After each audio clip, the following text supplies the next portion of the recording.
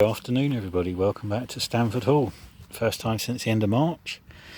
So I thought we'd come and have a little bit of a look and see how things are getting on. Considering the lack of rain, all these planters seem to have done remarkably well.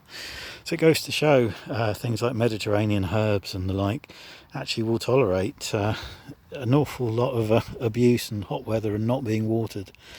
And our pansies, which we grew from seed, which are looking really good. Moving along, we've got our strawberry planter, which is looking brilliant. We've got lots and lots of lovely flowers coming on it, so I'll have to be netting this soon to stop the birds from eating our strawberries. These strawberries are great because they were actually given to us originally by a patient who'd grown too many, so it's nice that we can continue growing them for her. And then we come on to our tulips. These particular ones are being grown and will be lifted and dried and taken to the Friends of the 10th Memorial later on in the year, so that's something to look forward to. Daffodils are just about finished.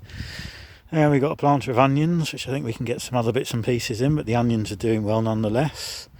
And then we got a bed of some really quite beautiful pink tulips, which are looking really quite nice in the sunshine today.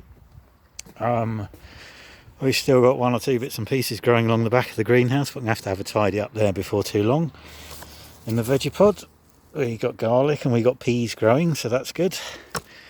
And we'll have a quick trip into our high ground raised bed area, have a look and see what's going on. We got an amazing crop of broad beans. These broad beans we planted back in the autumn. Again, no water, no rain, and look how good they're doing. They look absolutely amazing. And it's a shame you can't smell. These flowers are absolutely gorgeous scented. And in the middle we've even got quite a decent crop of leeks. And then to top this bed off, our grapevine, which I very carefully dug up and moved from Headley Court, is just starting to shoot, so that's a good sign. We've got our monster kale, which is still doing well, but we've got plenty of beds that we can start to plant in over the next few weeks, so we can do some veg planting.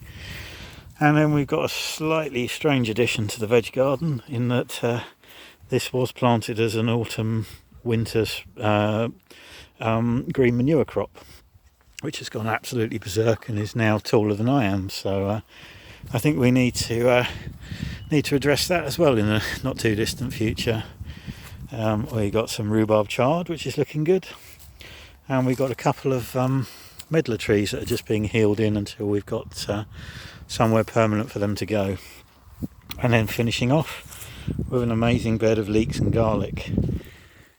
We have an apple tree growing too, which the sun. If you look at this, these woodblocks raised beds, this time last year we were still building them. They were still just the side we're looking at now was almost complete, and this side was still just an imagination in my head. So it goes to show things do move on. And it's like the current situation now, it will pass, but these things take time, so I'm going to pause it from here and I shall join you again in the walled garden. So you join me back now in the pears walled garden, and we're just going to have a quick look through our high ground areas here.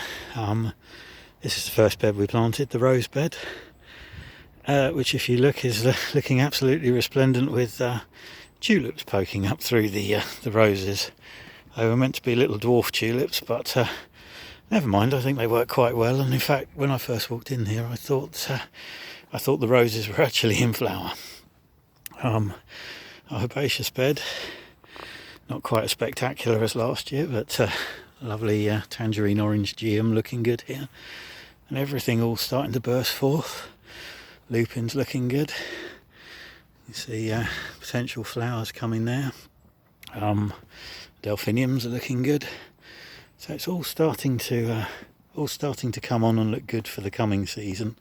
Another geum there, a hollyhock, and our poppies, which will look good again before too very long. And then we'll move across. This is our apothecary bed, looking quite overgrown. We've got chamomile, calendula. We've got some parsley, lovely sage getting ready to flower, And then finally, for those who've been waiting, the milk thistle is actually beginning to flower. It might be a spiky, awful plant to grow, but the flowers really do make it worthwhile. They're really quite lovely. And then finally we're back, and this is our wallflower bed. These wallflowers were all sown last August in a nursery bed in the vegetable garden, and the size and colour of them is just absolutely amazing, and the scent coming off them in the sun today is just absolutely beautiful. So nature obviously doesn't know that there's anything wrong at the moment, and we're really lucky walking into this walled garden that you can just stop and pause and just look at all the wonderful flowers, the smells, the scents. Hopefully we'll get a few veg in here as well. So there we go. That is the high ground area in the walled garden. We'll just come back and have a quick look at the rose bed. And there we go. So a bit of a different video today. It's nice to get back to Stamford Hall, have a look round, see what's going, see what's not going. I shall be back here hopefully 2 half days a week, and we'll start to get some more stuff growing. We'll start to do some more videos, yeah, I look forward to doing some more videos for you, and we'll grow some stuff together and talk about the benefits, and hopefully get you growing stuff too. And I will be back with you later on this week on Thursday, when I should do another video from Stamford Hall, and I'm sure we can find something interesting to do then.